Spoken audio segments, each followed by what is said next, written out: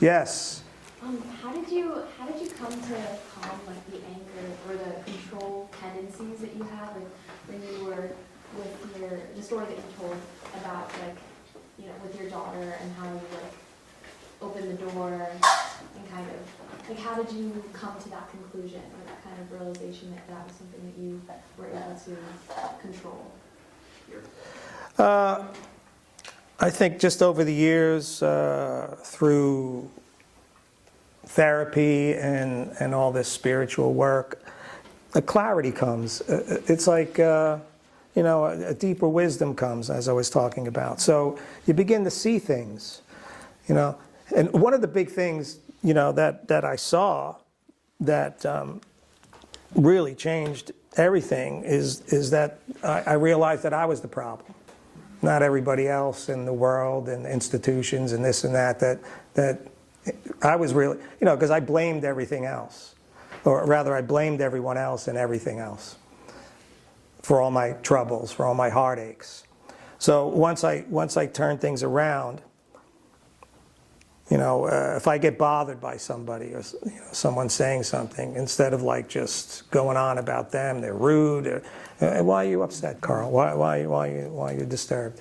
So I bring it back to me, and so by doing that, my knowing came, a wisdom came, and like this I see it as this wisdom of the body even. So there's with yoga, connecting body, mind, and spirit, that the whole body's intelligent, not just here, right? Here, the gut, and so I started to see things that I never saw before. You know, I guess there was so much denial, and drinking and fogginess, and just so I had to get to the bottom of what was going on, and that's how it all happened. It was a slow process. And if I may interject, Carl's talked about, because we talked a lot about his daughter, because that's one of the things that got me so interested in him, you know, doing this, was he talks about pausing, and he also he says he remembers that there's not going to be a good line of communication if you're going to act that way. You're going to ruin that communication. She's not going to want to talk to me anymore. Yeah. Because I'm always on her about everything. And she's going to say, she's going to shut down. And if I may. Yeah, no, absolutely. That was in my notes. I meant to bring that up. We agreed that I should have, and I missed that.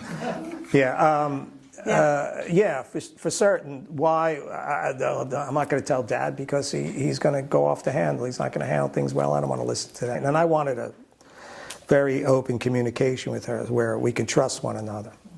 So I didn't want to keep things from her, and I don't want her to do that to me either. You know, you know, if she said to me, Dad, I got a drug problem. Okay, let's get together and work this out.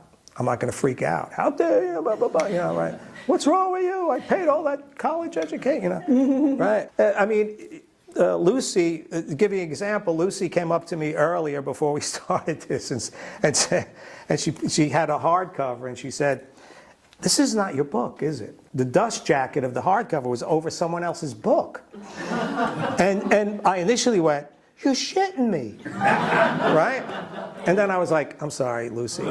Sorry I reacted that way. Sorry I cursed, you know." And then I went back to baseline quickly. I caught myself instead of just going on, what the, you know, and go look at the other books, right? That's why I asked what book you had. Yeah. There's like They sent the wrong 12 book. books back there. They sent Lucy a bunch of found. books that are wrong. Dust jacket is over someone else's book. But you know, I'm not, you know, the old me would have got all bent out of shape, and I can't believe this distributor. I got to get home and reach out to them and blah blah blah. I'll deal with it, you know. So I keep the peace. You know, so that's an example how, what I mean by catching yourself, right? Oh, okay.